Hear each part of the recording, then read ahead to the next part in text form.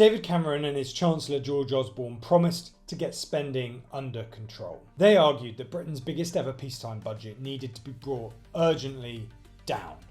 It was framed as a moral issue. Why, they said, should future generations pay for our spending today? Conveniently, it also fitted a long-term Tory view of the economy, which is that the state should be smaller and private enterprise should be freer. Austerity then was the programme of spending cuts designed to reduce the deficit. It was presented as the only choice. Labour, to some degree, even went along with it.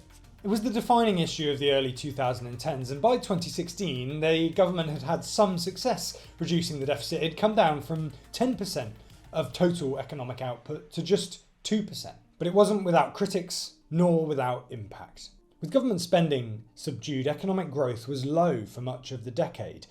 Public services across the board took a hit. Local councils in particular took the brunt of the spending cuts, but services like the NHS struggled. Homelessness grew massively and welfare cuts hit the poorest in society. Child poverty grew massively. Major infrastructure projects were also delayed or cancelled in an effort to balance the books. So whilst the economy did slowly begin to recover from the shock of 2008, many of those at the bottom of the economic ladder didn't share in that success. For many, the fault lines of Brexit can be traced back to those who were left behind during the austerity years.